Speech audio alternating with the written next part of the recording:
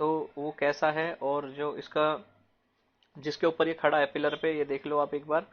तो ये उल्टा कमल की तरह दिखाई देता है, और ये किस तरीके से दिख रहा है, ठीक है। तो इसकी लंबाई, इसकी चौड़ाई, और ये कहाँ से प्राप्त हुआ, ये हम अपने चैप्टर में पढ़ेंगे। और ध्यान से जो है अपने इस चैप्टर में सब बच्चों को पढ़ना है। तो ये है 300 ईस्वी से 600, 300 ईसा पूर्व से 600 ईस्वी तक का इतिहास है ये। तो 3000 ईसा पूर्व से 600। तो ये हमें याद रखना है, जो उस टाइम पे उल्टी गिनती जो है ना चला चला करते थे, उल्टे सन चला करते थे। तो उल्टे तो कि उनके टाइम पे वो सीधे हुआ करते थे, बट जो है वो जैसे 3000 आया तो 3000 से फिर उससे पहले क्या आएगा, 2900 आएगा, फिर उससे पहले 100 साल बाद 2800 आएगा। तो उनके हिसाब से 600 ईस्वी तक की कहानी चली। फिर 600 के बाद जो 600 के बाद जब जो यीशु थे, यीशु, उनके बाद जो है ना ये सन फिर सीधे हुए। 600 के बाद फिर 600, फिर 700, फिर 800, ऐसे सन चले। ठीक है। तो अब हम जो अब हम जो पढ़ेंगे वो रामपुरवा पुल के बारे में पढ़ेंगे। रामपुरवा पुल जो आपको ऊपर हेडिंग में दिखाई दे रहा होगा, तो इसका जो शीर्षक है वो रामपुरवा बुल, यानी उसका जो नाम है वो क्या है, रामपुरवा बुल कैपिटल। ठीक है। तो मध्यम पॉलिश किया हुआ बलुआ पत्थर, तो वो किससे बनाया गया है, बलुआ पत्थर से बनाया गया है। समय युग मौर्य काल, हाँ, ईसा पूर्व से तीसरी सदी में। तो इसने जहाँ कहाँ से प्राप्त हुआ है, रामपुरवा से। ये स्थान का नाम है, जगह का नाम है। उसके साथ जो है इसके शीर्ष के साथ इसका अ, नाम भी जुड़ जाता है बुल के साथ में, ताकि याद रहे। लगभग 7 फुट का है ये, अज्ञात कलाकार, अज्ञात है इसका, मतलब नहीं पता किसने बनाया, इसने कहा, किसने क्या करा। अच्छा, ये कहाँ आपको मिलेगा, अगर से आप कभी देखने जाओ तो ये आपको मिलेगा भारतीय संग्रहालय में, यानी कोलकाता में, वहां पर रखा हुआ म्यूजियम में। तो सामान्य विवरण अब इसके बारे में पढ़ते हैं, कि इसके बारे में आप इसे ध्यान से पढ़ लो, है ना। और फिर आपको जो है ना पेपर में अपना फिर यही लिखे आना, अगर से आप पेपर की तैयारी कर रहे हो तो।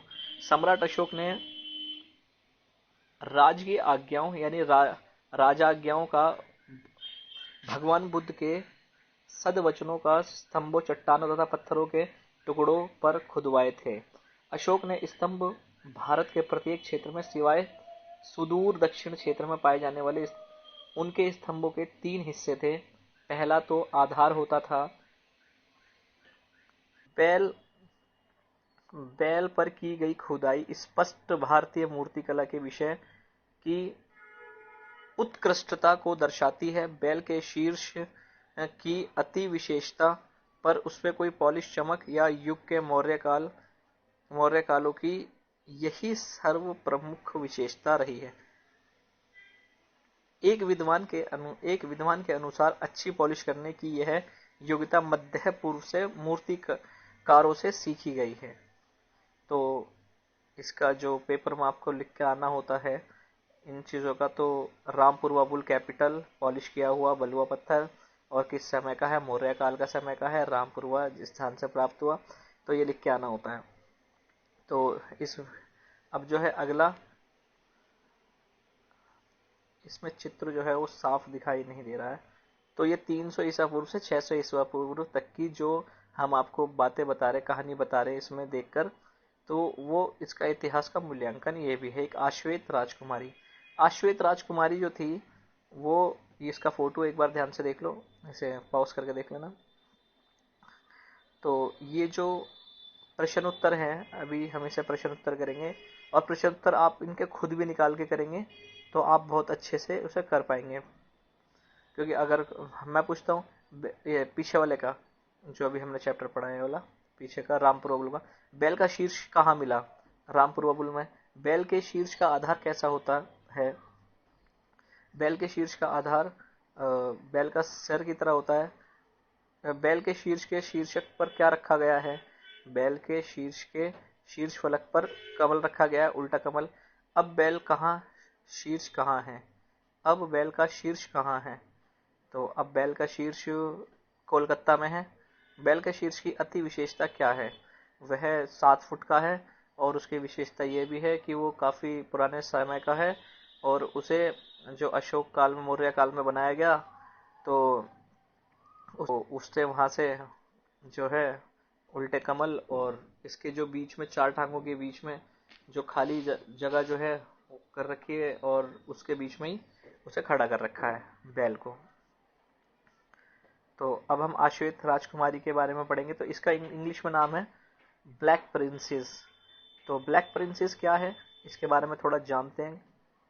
इसका शीर्षक क्या है, इसका नाम क्या है, अगर आप इसे निकालें गूगल वगैरह से, गूगल पे से, तो आप इसे निकाल सकते हैं डालकर आश्वेत राजकुमारी, इसका शीर्षक है ये। ठीक है, और इसे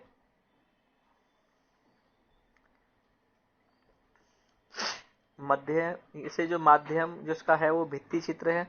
इसका मतलब होता है, भित्ति चित्र का मतलब जो ये चित्र जो बनाया गया है, तो ये थोड़ा सा जैसे भित्ति टाइप का, जैसे दाने दाने टाइप के वो बनाते हैं, उस तरीके से बना रखा है। तो समय दूसरी शताब्दी यानी एडी।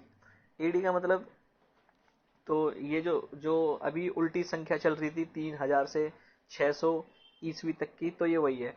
तो ये जो छठी शताब्दी एडी चल रहा है। ठीक है, गुप्त बाकाटक का काल। ठीक है, इसका नाम याद रखेंगे। और उसके बाद अजंता, तो इसका जो ये कलाकार है अज्ञात है, ये नहीं पता है किसने बनाया, तो अज्ञात लिखते हैं। ठीक है, तो इसका सामान्य विवरण इसके बारे में हम जानेंगे थोड़ा डीपली, गहराई से। तो महाराष्ट्र में औरंगाबाद के जिले निकट अजंता की गुफाएं हैं। तो अभी जैसे हमने बताया कि अगर आपको ये देखना है तो आपको जाना पड़ेगा महाराष्ट्र के औरंगाबाद के जिले में निकट अजंता गुफाएं। इन गुफाओं का नामकरण पास ही के गांव के अजिंत से पड़ा। तो इसके पास में एक गांव था अजिंत, तो इसका नाम इसीलिए वहां अजंता डाल दिया गया। तो पूर्ण अपूर्ण गुफाएं कुल मिलाकर 30 हैं। जो वहां गुफाएं हैं वो 30 मिली हैं। इन गुफाओं में कुछ गुफाओं का उपयोग पूजा के स्थान, चैर्य तथा उनमें से अधिकांश मठों विहार के रूप में होते हैं। अजंता की कलाकृतियां दो चरणों में पूरी हुई। पहला चरण था हीनयान चरण में, और उसके जिसके भगवान बुद्ध के प्रतीकों के माध्यम से दर्शाया गया। और दूसरा चरण था महायान। तो इसे थोड़ा ध्यान से समझने से क्वेश्चन आंसर आते हैं, जिसमें भगवान बुद्ध को मानवीय रूप में दिखाया गया है। हीनयान जो था वो भगवान बुद्ध को प्रतीक के रूप में दिखाया गया। प्रतीक का मतलब होता है कि उनकी जो भित्ति चित्र वकाटक काल में बने। तो अधिकांश अजंता जो भित्ति चित्र वकाटक काल में बने। तो अब जैसे ये भित्ति चित्र है, तो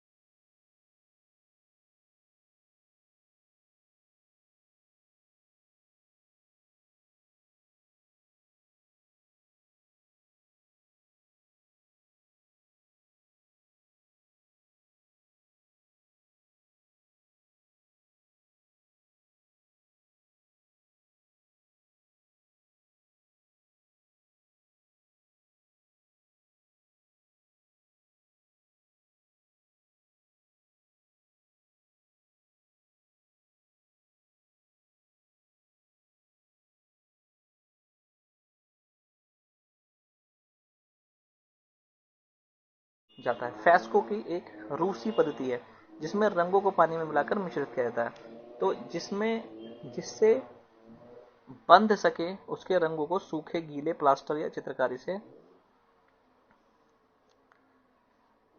किया जाता है। परंतु अजंता के चित्रकारों कलाकारों की परंपरावादी टेम्परा पद्धति का प्रयोग किया गया है। तो अजंता के भित्ति चित्रों को विषय मूल रूप से धार्मिक था। उसके साथ साथ कलाकारों भित्तिकारों को अपने रचनात्मक कलाकारों तथा प्रदर्शनीय अनुमति थी। इसके लिए उन्हें पर्याप्त अवसर प्रदान किए गए। इन भित्ति चित्रों को विशेष यह भी है कि धार्मिक विषयों को संबंध के चित्रों में साधारण जन भी देखकर आनंदिता हो सकता था।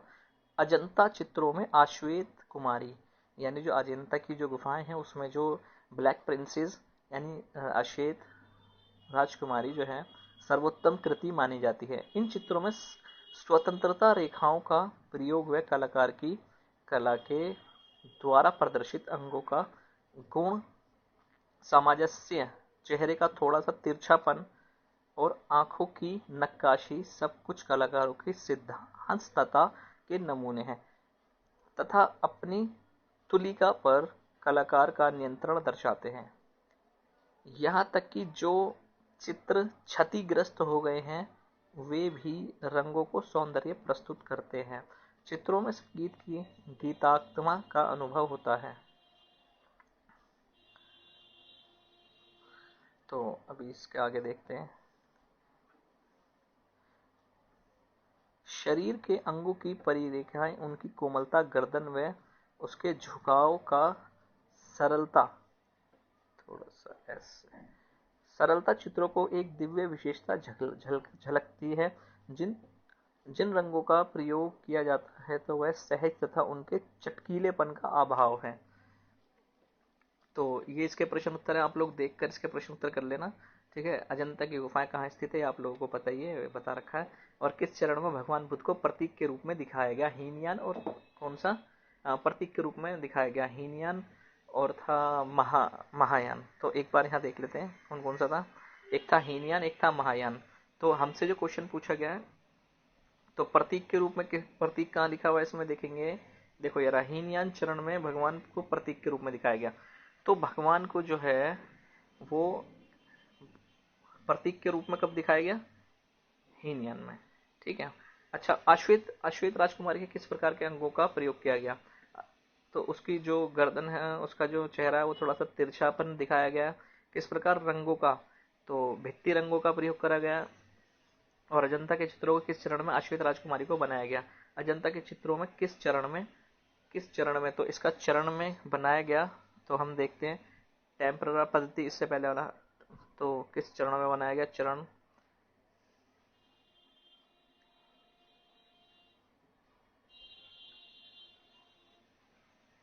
वकाटक काल में बनाया गया।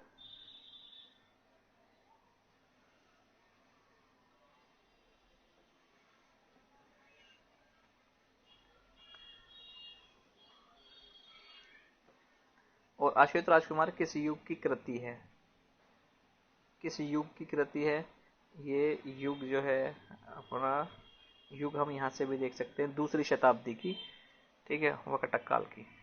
तो अब हम आगे का पढ़ते हैं। तो अभी यहीं पर ही अगले अगले चैप्टर में देखेंगे हम आगे का पार्ट और सीखेंगे इससे कुछ। ठीक है, अब हम सीखेंगे अपने आपने क्या सीखा सिंधु घाटी का सभ्यता और ये सब